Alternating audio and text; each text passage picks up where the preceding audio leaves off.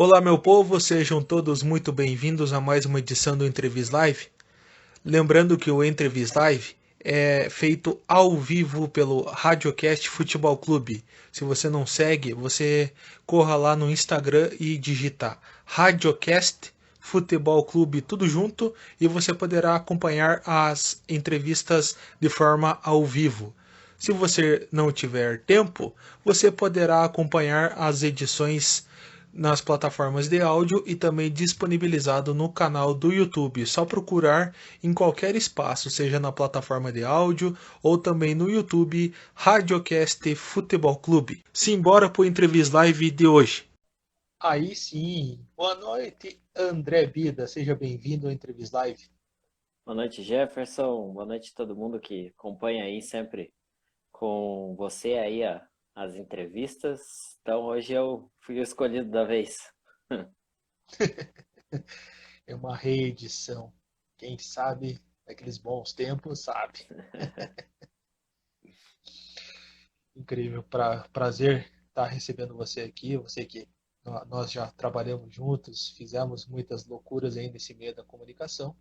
E hoje, no Radiocast, não seria nada melhor que estar recebendo você por aqui.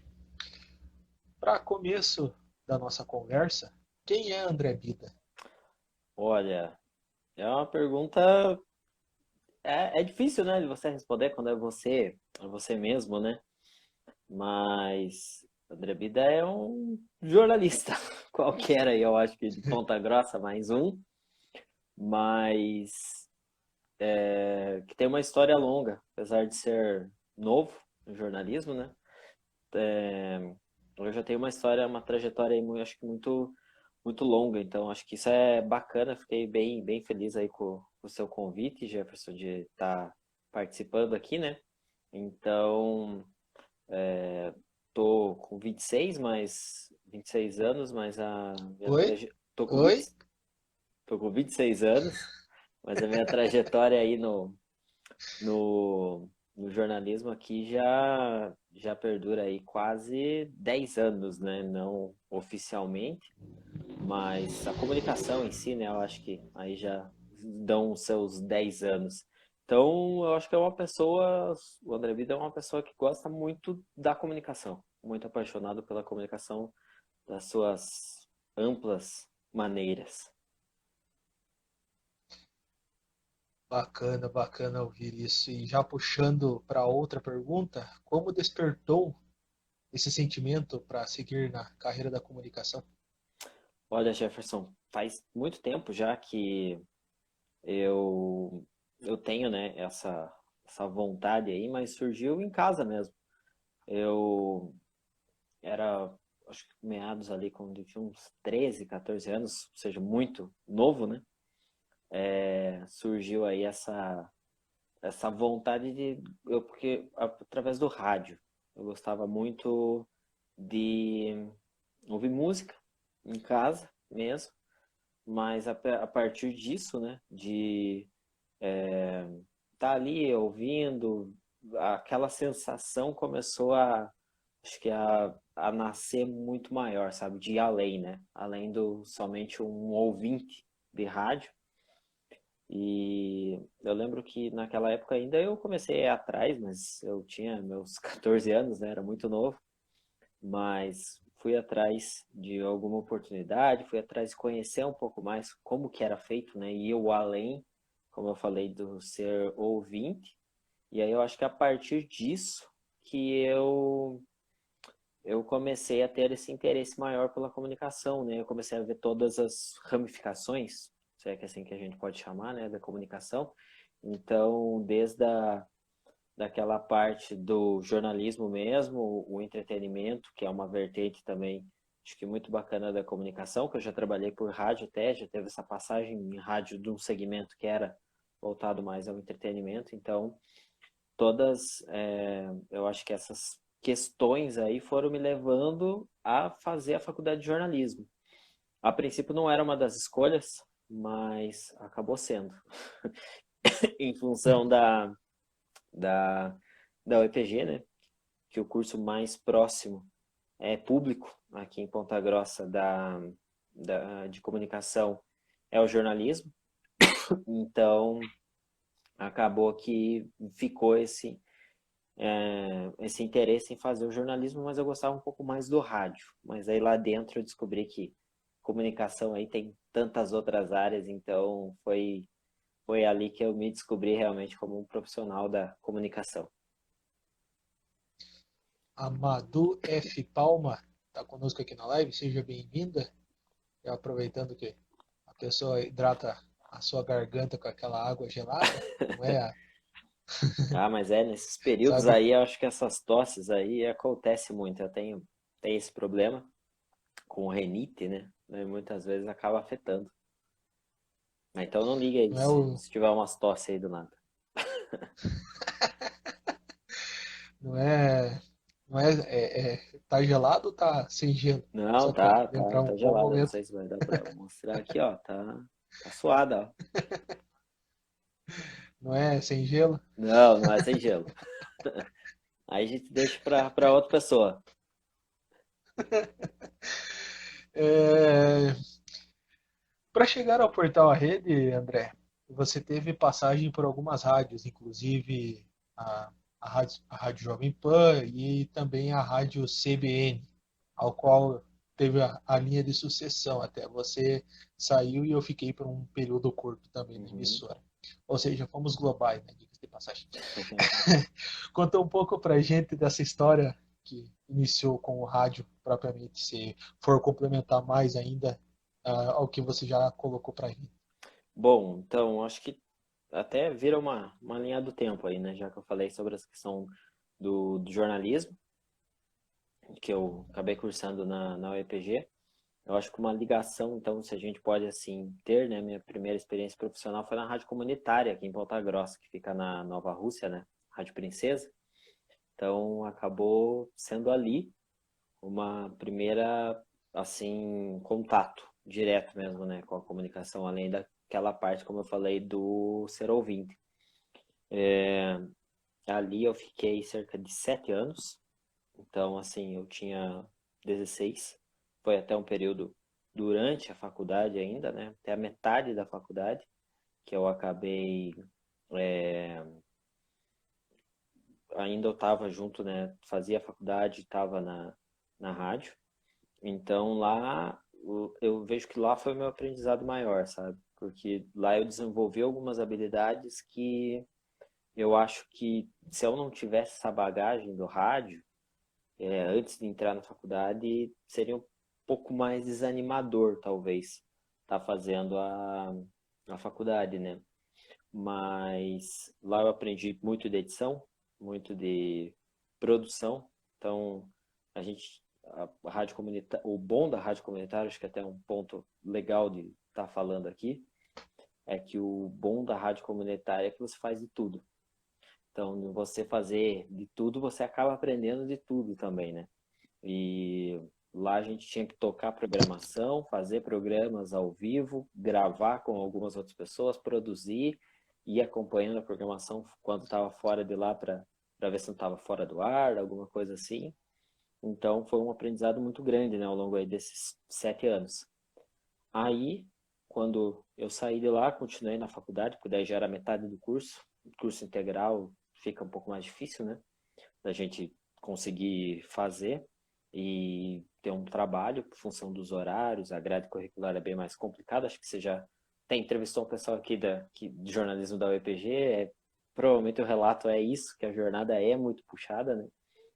Então eu, eu acabei parando, né, de trabalhar. Mas aí assim que eu saí da UEPG, quando eu me formei em 2015 para 2016.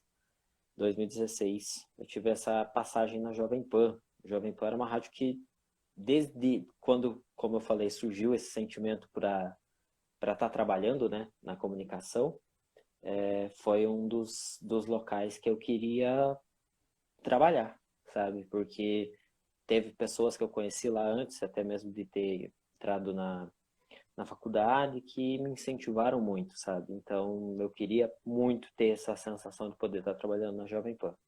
Eu trabalhei por lá por 2 anos e meio e saí na metade de 2018. Aí na metade de 2018 eu saí, tive uma passagem pela CBN, como você falou. Na sequência, depois de mim, veio você lá na CBN. Então, eu tive essa passagem na CBN, só que a CBN realmente, eu acho que eu posso dizer que daí foi um divisor de águas, porque foi a primeira experiência profissional que eu tive já como formado no jornalismo.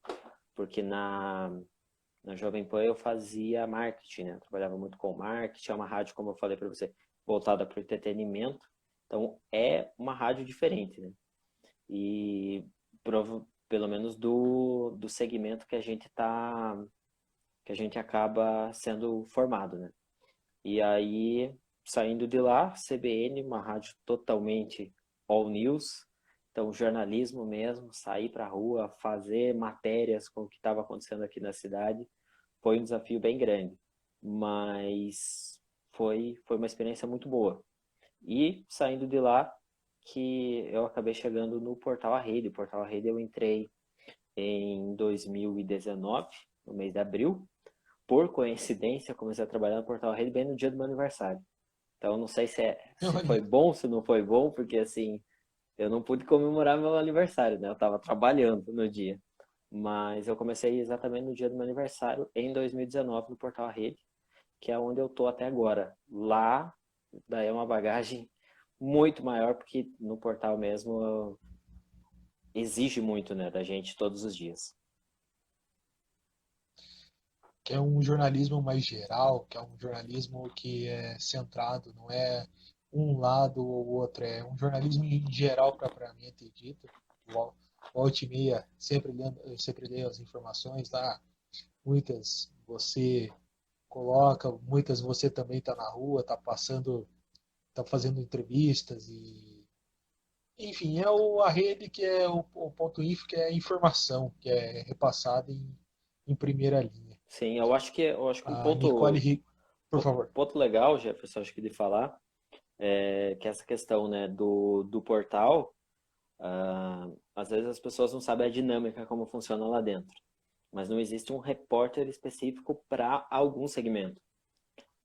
Todo mundo acaba fazendo de tudo. Então você realmente é um desafio profissional muito grande, porque você tem que escrever de tudo, né? Então eu já presenciei situações muito difíceis que acontecem no dia a dia. Já escrevi sobre esporte, que eu acho que é um dos pontos que eu gosto bastante. Então eu pude me dedicar a isso. Mas agora, recentemente, há cerca de 3 meses atrás, estava escrevendo sobre economia. É um tema assim que eu não tenho uma proximidade muito grande, é um tema que eu gosto, mas que eu não sou próximo. Então foi um desafio muito grande estar acompanhando, estar conversando sempre com especialistas, mas esse é um aprendizado, eu acho que é muito bom, né? Você acaba tendo esse rodízio, passando por todas as funções, e você tem que escrever de tudo, como você falou, até porque hoje em dia o volume de informações está muito forte, né? Então, realmente você acaba tendo que falar de tudo e escrever de tudo ao mesmo tempo. Bacana, bacana saber ainda mais a respeito da rotina lá dentro do portal A Rede. A Rede Jornal da Manhã, vamos Exato, é constar os o dois. nome correto, que é dois. A Nicole Rigoni está aqui, a Marielle Morski, sejam todas bem-vindas aqui à nossa live. André, a pergunta da galera é no que ela consiste. A pergunta da galera foi deixada uma caixa de perguntas Sim. para todo mundo que fizer a sua pergunta fazer um entrevista live junto comigo. E a pergunta da galera vem de um companheiro seu, ele que me alega muito que é da imprensa marrom patagracense, mas na verdade, se for contar a formação de quadrilha, é absurda, que é o Alisson Santos. O Alisson Santos ele faz uma pergunta: que dicas que você daria para o pessoal que está iniciando no audiovisual e gostaria de melhorar o desempenho? Olha, isso é uma pergunta interessante, só uma consideração, né? O Alisson trabalha na mesa do meu lado. Então, eu não sei se ele já está acompanhando aí com a gente, mas eu saí até da redação, era mais 7h15 por aí, ele tava lá trabalhando ainda. Surgiu umas coisas de última hora, ele teve que ficar lá. Mas a pergunta Break news. não, mas e sempre surge, né? Sexta-feira é um dia bem complicado, Jefferson. Sexta-feira, final de tarde, acontece muita coisa e daí você tem que programar final de semana, né? Então acaba que o trabalho, a demanda nossa sempre é muito maior. Mas voltando à pergunta do Alisson, sobre dicas, né, para aprimorar um pouco mais a questão de edição de vídeo, né? Eu acho que hoje, assim, falando de programas, né, software para você poder editar, o pacote da Adobe ele vem muito completo, né? Apesar de já ter alguns outros programas que estão um pouco mais avançados, o pacote Adobe ele sempre traz muito mais recursos para você que quer editar um vídeo. Não é algo difícil. Se você quer, sei lá, fazer uma edição mais básica, mas até uma edição mais avançada, né? Porque ele traz uma série de componentes que ajudam muito. Então, acho que o pacote Adobe, ele é um grande aliado, né? Para quem quer avançar na edição. Mas eu acho que, assim, o legal desses programas é que todos têm a mesma linha. Então, se você aprende a mexer em um, você consegue mexer em todos os outros. Eu, por exemplo, sempre sabia mexer em editores voltados a áudio apenas, né? Não a vídeo. E mesmo com isso, eu consegui desenvolver habilidades já mais rápidas. Hoje o YouTube eu acho que é um dos grandes aliados também nisso, porque ele traz muitos tutoriais, então ele traz dicas, atalhos, você consegue já aprimorar a tua edição de vídeo ali, até mesmo criar uma vinheta, criar uma transição que seja bacana e já ajuda muito você a estar aprimorando. Só que daí depende muito também da onde que você vai estar usando, né? Porque o jornalismo ele é diferente de você fazer um conteúdo voltado eu acho que assim, para algo institucional, para algo mais que você tem um cunho de marketing, um cunho de divulgação. Porque o jornalismo você tem que fazer ele mais seco, né? O mais próximo da realidade, assim dizendo, porque às vezes você vai fazer uma entrevista com uma pessoa de 10, 15 minutos, mas você vai ter que usar apenas 3 minutos daquela entrevista, né? Até por questão de você comprimir mais aquela informação. Então você precisa trazer essa realidade, né? Então os cortes acabam sendo mais simples, é algo mais rápido de você acabar fazendo. Era mais ou menos nessa linha.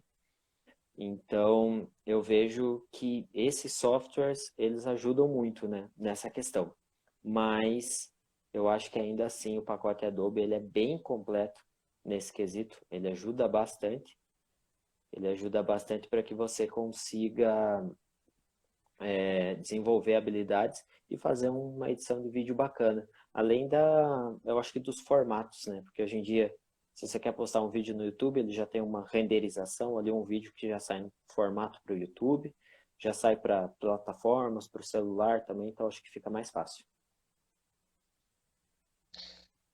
Bom, bacana saber que o pacote Adobe ele acrescenta, tem outros assim para quem a gente comece, mas o principal para você se profissionalizar e se adequar dentro dos padrões é propriamente o pacote Adobe. O DJ Alisson do Amaral passou aqui na live, seja bem-vindo. O Leonardo Soares também seja bem-vindo à nossa live. E agora chegou aquele momento que deve estar engasgado aí, que como um bom comentarista esportivo, como um bom esportista, está esperando, que é claro que essa parte do Campeonato Brasileiro da Série B, que amanhã o Operário recebe o Figueirense. A minha pergunta é a seguinte: quais as expectativas suas para essa competição nacional? E você acha que o Operário se permanece onde está na Série B ou sobe para A com o time que está em montagem propriamente dito, pois chegaram novos reforços? Essa pergunta é difícil, né, Jefferson? Por causa que assim, a gente vê que principalmente eu que estou lá trabalhando todo dia, né, com jornalismo, a gente vê que está passando por um momento de muita, acho que pressão, turbulência para a diretoria do Operário, principalmente para a comissão técnica. Então é difícil da gente também da imprensa estar falando sobre, né? um pouquinho sobre a Série B. Eu tô aqui do lado aqui, eu tô assistindo o jogo aqui do Cuiabá também, então eu tô meio a meio aqui, tô acompanhando já a Série B para ver o início aí da rodada, porque é importante saber também o desempenho dos futuros aí adversários, né, do Operário. Mas falando do Operário em si, eu acho que o Operário tem um bom elenco, tá com o time ainda maior, né? Esse ano já são acho que 35, se eu não estou enganado, são 35 atletas ao todo. Isso, 35 atletas Então, atualizados. pois é, então o Operário ele vem com um elenco muito forte para uma competição que vai ser mais enxuta, né, em função da pandemia. Se a gente colocar aí no papel os próximos 30 dias, é uma maratona muito forte de jogo, realmente tem que ter um rodízio muito grande de jogadores, né? O Operário joga amanhã aqui em Ponta Grossa, na próxima sexta-feira, nesse horário, praticamente ele já vai estar entrando em campo em Minas Gerais e já vai ter passado pelo Recife, né? Então, é realmente uma rotina que não vai ter como os atletas manterem ritmo em todos os jogos, vai ter que ter um rodízio muito grande. O Operário tem um elenco, eu acho que tem um elenco muito forte, tem um elenco muito capacitado para isso. Pelo menos são essas as apostas, as qualidades, né? A gente vê a torcida debate muito em grupo. Eu acho muito legal que a torcida Operária é uma torcida muito presente. Isso é algo que a gente precisa realmente sempre destacar, né? A torcida do Operário é uma torcida que acompanha, é uma torcida que busca sempre estar ali junto com o time, acompanhando, querendo saber também o dia a dia, né, do que está acontecendo. E o problema, eu acho que inicial, vai ser essa primeira rodada, porque a gente vê que está passando por um momento de turbulência, o Operário. A comissão técnica vem muito pressionada para esse jogo, né? O Álvaro disse que vai manter a comissão técnica do Operário, o Gerson Guzmão ele vai manter no comando. Então vem para um jogo eu acho que já um teste inicial, né? Se o Operário não conseguir vencer, não mostrar uma boa postura em campo diante do Figueirense, eu acho que um empate já vai soar como se o Operário tivesse perdido de goleada, por exemplo, porque a pressão é muito grande para um jogo em casa aqui. Da mesma forma, acho que o Figueirense vem aqui pressionado, então tende a ser um jogo equilibrado já, né? Tende a ser um jogo de um nível um pouco melhor. O gramado do Germano Krieger é muito melhor do que o gramado lá de Cianorte, por exemplo. Então a bola vai rolar mais, tende a ter um jogo mais dedicado, pelo menos assim a gente espera. Mas eu acho que dois pontos são cruciais. A escalação do time que vai entrar, né, para a gente saber se realmente vai ter uma mudança tática no time, no papel, e depois a mudança de comportamento em campo, né, para ver o que também os jogadores, o que os atletas vão estar colocando à disposição, né, o que dá para a gente esperar dessa partida inicial aí do Operário. O Operário eu acho que é um time é um forte candidato a chegar, mas em comparação ao ano passado, eu acho que essa Série B ela vem muito mais acirrada, porque os times que subiram da Série C, teoricamente são times de tradição, mas é que são times competitivos em Série B. Eu pego como exemplo o time do Náutico. O time do Náutico é um time muito competitivo em Série B, é um time muito difícil, eu acho que de se jogar.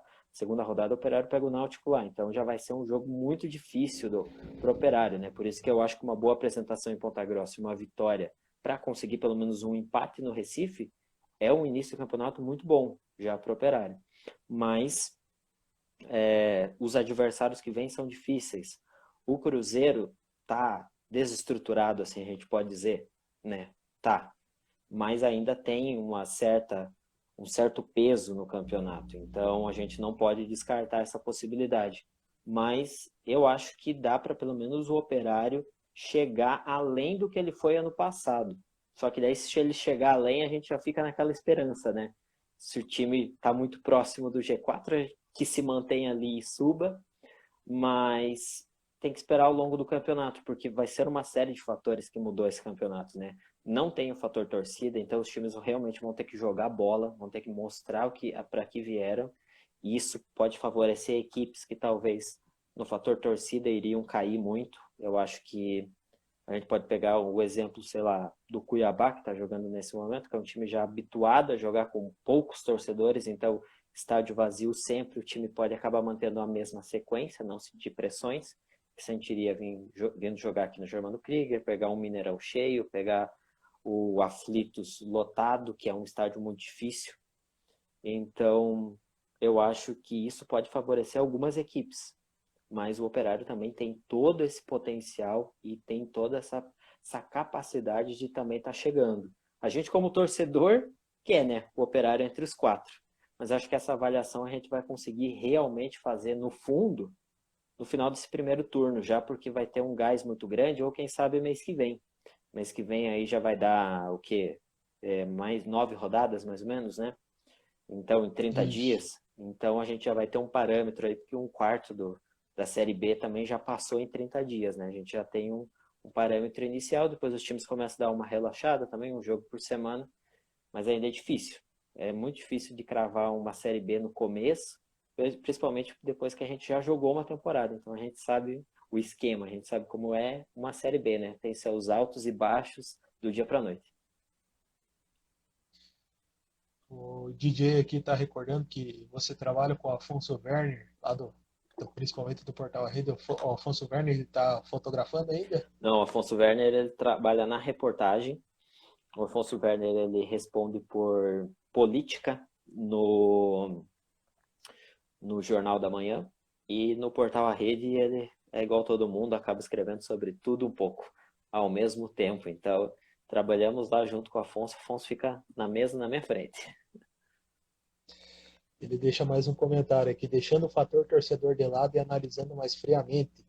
Será que seria viável subir neste momento em que o clube ainda está se estruturando e acabar fazendo como a maioria dos clubes que sobem? E também a Giovanna Strukowski entrou na live, seja bem-vinda. Olha, eu continuo firme na minha opinião. Eu sei que tem muitas pessoas que trabalham na comunicação que são ferrenhas, que torcem muito para esse sucesso. Mas é lembrar os bons tempos do Cool Sport Club. É, eu acho que o Operário ainda está na fase de mudança. Eu acho que ainda tem muito a melhorar, inclusive inclusive em muitos aspectos, muitos aspectos, muitas coisas que ainda precisam melhorar, principalmente no pegar de exemplo a Chapecoense. Chapecoense já divulgou a lista de relacionados para a partida de domingo contra o Oeste, às 11 da manhã em Barueri. Propriamente nós sabemos, tanto eu quanto você, que não temos esta lista. Tínhamos até um certo período e não tem. Acho que seria, por um lado, divulgar a lista de quem viajou, pois eu lembro como era na Rádio Clube ir lá pegar o nome de relacionados e todos os jogadores e por aí vai. E, e também outros aspectos que não é o caso falar. Eu acho, no meu ponto de vista, eu acho que o Operário deve ficar. Claro, devemos torcer muito para que suba. Pô, seria incrível aí o Operário, sei lá, Operário São Paulo, Operário Palmeiras, Operário Corinthians aqui. Mas no meu aspecto, no meu pensamento, eu acho que devia ficar mais um pouco. Devia ficar mais um pouco, de pegando toda essa experiência a nível nacional, tá certo que é uma Série B, mas pegando toda essa experiência a um nível nacional, ele pode chegar ao ápice, que foi o ápice que é a Série A. Mas no meu ponto de vista, eu acho que deve ficar. Não sei, o André já expôs a opinião, mas se quiser Bom, colocar até um pouco é, mais aí, fica à vontade. foi o Alisson, né, que mandou um comentário. Isso, Pois é, isso. assim, analisando friamente, como ele falou, tirando um pouco esse lado do torcedor, tirando um pouco do lado de ser um jornalista que está em Ponta Grossa, a gente busca sempre realmente dar essa motivada, né, que o Operário vá realmente consiga ir além. Eu também acho que a Série B é o melhor caminho para o Operário. Claro, fazer um bom desempenho, né? Manter o time lá no alto da tabela, um time competitivo, porque eu acho que assim a gente está vendo, eu acho que nos últimos 2 anos, pelo menos, que está tendo uma ruptura muito grande entre Série A e Série B. A Série A, ela está canalizando demais para alguns times, e isso eu falo na forma financeira mesmo. Eu acho que isso é muito complicado. Hoje em dia é impossível um time como o Operário Ferroviário, de uma cidade de 350 mil habitantes, competir com times como o Flamengo na questão financeira. Eu não digo no campo, na bola, na raça é possível, com a torcida aqui no Germano Krieger é possível, a gente sabe que a torcida é show mesmo nisso, então realmente isso é possível, só que eu estou falando na questão financeira, na questão elenco mesmo, isso é muito difícil. A gente vê aí, eu pelo menos sinto isso, é o que me faz ter algumas lamentações também. A gente vê algumas desigualdades, né? Assim como a gente vê no futebol da França, no futebol de, da Espanha, que tem 4, 5 times, que é aquilo dali o campeonato. É ruim isso, é muito ruim isso. A gente sabe que tem outros times que têm potencial. Então hoje eu ainda acho que a Série A é mais difícil porque tem times de capital, tem times que têm uma população maior, uma cidade que pode dar uma adesão maior. Então, realmente fica muito difícil. Então, eu ainda acho melhor. Fica na Série B, aproveita dos benefícios. Eu acho que o segundo ano aí, talvez que o Operário perdeu uma chance de ouro de competir mais no Campeonato Paranaense. Isso é algo que a gente pode muito bem bater de frente com o Coritiba, a gente pode muito bem bater de frente com aquele Atlético Paranense que virou para cima do Coritiba quinta-feira. O Operário tem elenco para isso. A Série A é um campeonato mais difícil, é realmente um campeonato que desgasta muito mais, é um campeonato que envolve muito mais um poder aquisitivo. Não que o Operário não chegue, mas o Operário chega. Só que é um pouco mais difícil. A Série B ela é mais nivelada. E também tem a Copa do Brasil, que eu acho que é algo que o Operário também podia ter tentado chegar numa quarta fase, a gente acabou não chegando, mas era um benefício aí também financeiro, né? Aquela perda para o América Mineiro foi até um pouco dolorida, com o gol do ex-operariano também, Felipe Augusto. Sim. Aquela foi um pouco que doeu na alma. Eu acho que é por isso que o torcedor Agora, também está um pouco machucado, né, Jefferson? Com a derrota também para o Cianorte, a forma como o jogo acabou acontecendo, e em função disso também, né, a perder uma vaga aí na Copa do Brasil, que poderia ajudar muito financeiramente o time, porque a gente sabe que pelo menos o Operário tem um potencial de chegar numa quarta fase. A quarta fase ela funila muito já. A gente não sabe quem é o adversário. Pode ser que venha um adversário ainda relativamente fraco, mas pode ser que já venha um exato. adversário muito alto. Então, uma quarta fase hoje o Operário tem total possibilidade de chegar, assim como um G6 de Série B. E também a gente pode colocar, eu particularmente por acompanhar a Chapecoense. Chapecoense vem forte. O Cruzeiro até não tanto, no meu ponto de vista, pois devido a toda a questão Não, financeira e estão colocando bases, categoria de base para poder jogar. ainda assim, né, Jefferson, esse que é um problema. O Cruzeiro vem com um time abaixo do que é o esperado, mas ainda assim tem numa capital, é num grande centro, ele pode muito bem conseguir uma arrecadação que facilite ele a tentar uma manutenção maior. O Cruzeiro hoje, se você perguntar qual é o favorito a ganhar a Série B, a ser o campeão da Série B, o Cruzeiro não é favorito. O Cruzeiro ainda se mantém talvez entre os 4 para subir, mas não é favorito a ser campeão, não. Eu não acho que o Cruzeiro sobe. Eu acho que ainda vai capengar e eu acho que o Cruzeiro ainda não sobe esse ano, pelo menos. Mas, claro, podemos queimar a língua aqui e Claro, podemos, às vezes, até falar que o Operário não vai subir e bem no fim sobe. O Cruzeiro não vai subir e bem no fim sobe. E assim sucessivamente. exato. André, já puxando esses temas fortes até de discussões acaloradas e até altas, é interessante a gente saber de todo esse assunto, mas que vale muita discussão, a respeito da MP 984 das transmissões de futebol.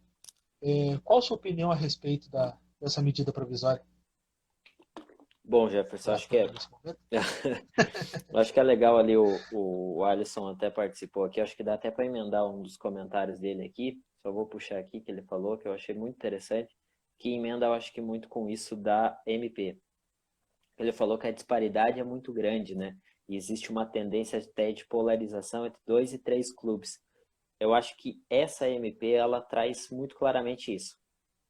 Então, é algo que facilita e é bom, talvez benéfico para alguns clubes, mas para então, eu acho que essa MP, né, Jefferson, como eu tinha comentado, ela favorece muito times a níveis nacionais, como é o caso do Flamengo, do Corinthians, eu até citei, né, os times do eixo Rio, do eixo São Paulo, que já foram muito favorecidos, principalmente no passado, por terem as suas transmissões esportivas sempre focadas na TV, né, para esses times, e não passar duelos de outros times que não fossem esses.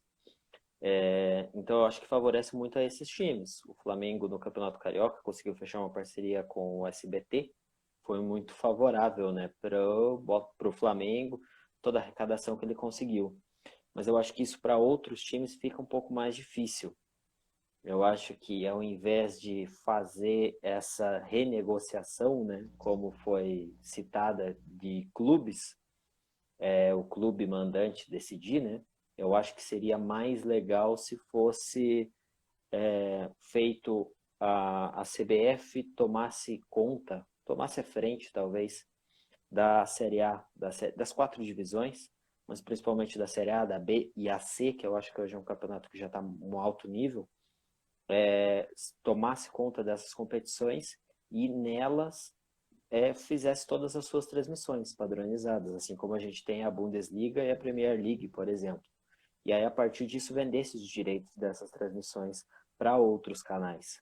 Né? Eu acho que isso, a arrecadação para os times seria muito maior do que vender transmissões particulares ou negociar o seu jogo em casa com outra emissora, não sei, ou fazer até mesmo no seu próprio canal, né? Como alguns times estão colocando.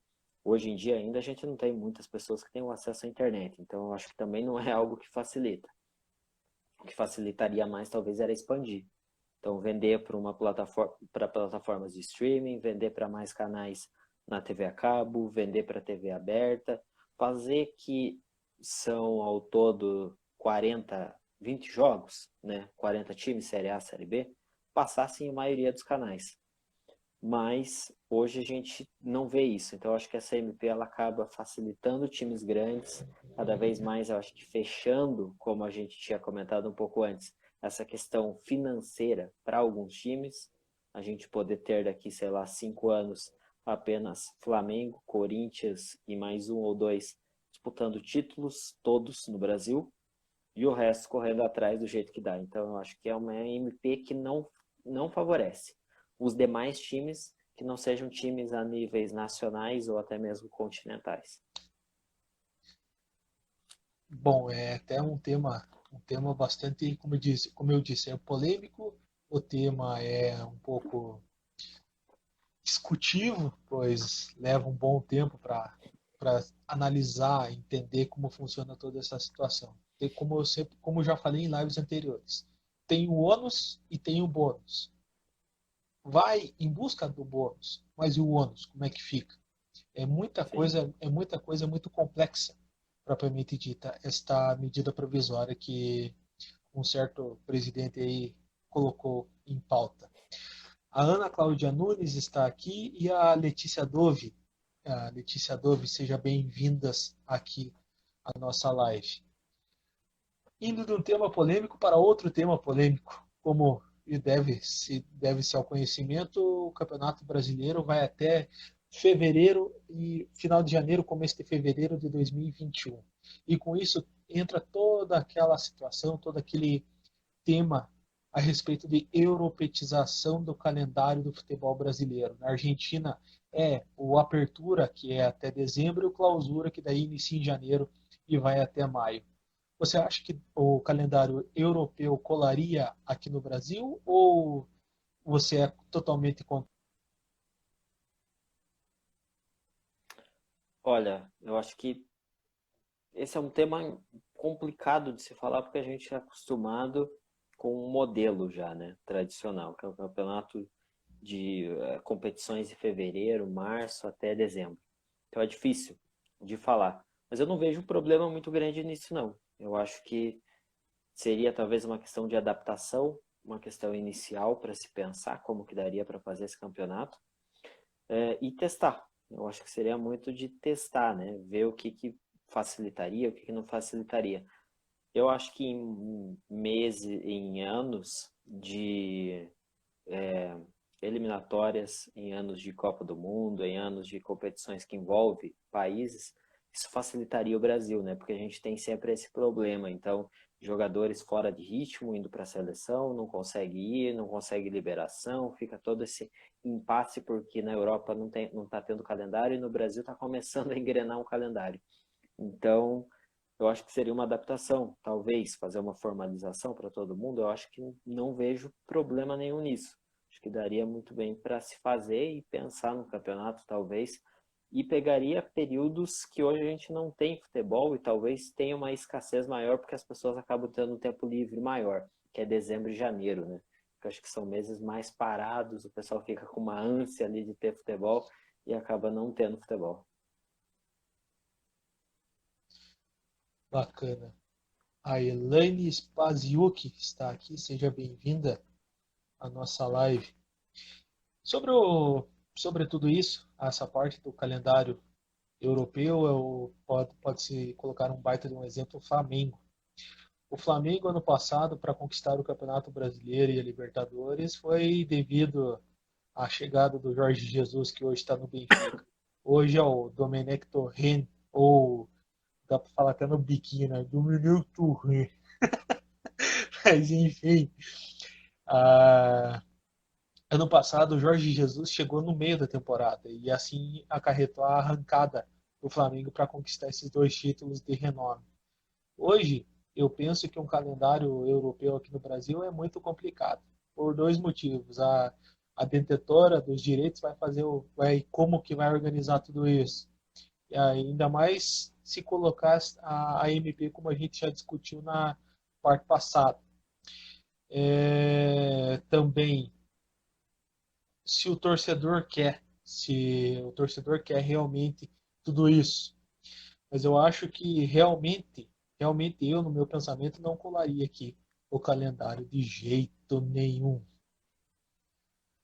André, explica para você o jogo rápido. O jogo rápido, no que ele consiste? Eu dou uma palavra e ou você fala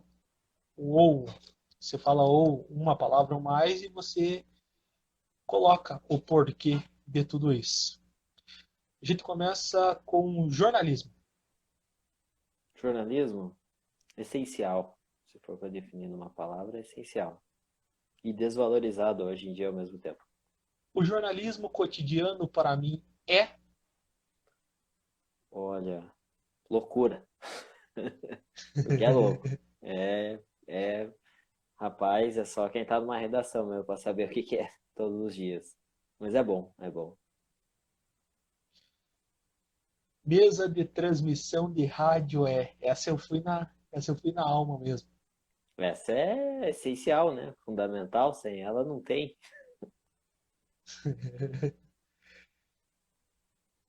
Reportagem do cotidiano. Olha, eu acho que é um retrato da realidade, né? Do que está acontecendo. Então você está todo dia ali na rua, todo dia fazendo. Hoje em dia a gente está fazendo mais lives mesmo, né? Então a gente muitas vezes acaba ficando no estúdio. Eu acho que é o retrato da realidade, sabe? É você conseguir todos os dias mostrar o que está acontecendo na cidade de uma forma rápida, como a internet exige. E o mais difícil de todos, André Bida. Olha, uma palavra é jornalista, mas eu acho que, cara, Então, essa André, é difícil. antes de tudo, quero te agradecer por você ter aceito esse convite, para a gente trocar essa ideia. A internet deu uma oscilada aqui num período ou outro. Para mim é uma honra estar recebendo você que sempre me acolheu nesse meio da comunicação. A gente já trabalhou junto, a gente já fez altas coisas juntos aí em prol da comunicação. E eu quero te agradecer e, claro, fica à vontade para deixar uma mensagem, enfim, fica ao teu critério. Então, Jefferson, eu que agradeço você pelo convite. o pessoal que acompanhou a gente aí também. E é bacana, eu acho que as entrevistas para a gente poder conversar, saber um pouco mais da realidade. Já passou bastante gente, tanto da imprensa aqui de Ponta Grossa, já teve gente de fora também, né, participando. Acho que esse bate-papo é muito legal, porque você sabe um pouco mais a fundo daquela pessoa que muitas vezes está lá trabalhando, porque lá a gente tem todo um princípio, tem toda uma linha editorial, né, para estar seguindo. Muitas vezes a gente não pode, no fundo, ali estar manifestando uma opinião, até porque a gente tem que estar passando o que está acontecendo, né? E então isso tem que sempre ser separado das opiniões do pessoal seu. Então é legal a gente poder ter esse espaço para poder falar um pouco mais. Obrigado, a honra é toda minha e, enfim, próximos convidados serão divulgados aí pelo Radiocast Futebol Clube. Muito obrigado a todo mundo que acompanhou.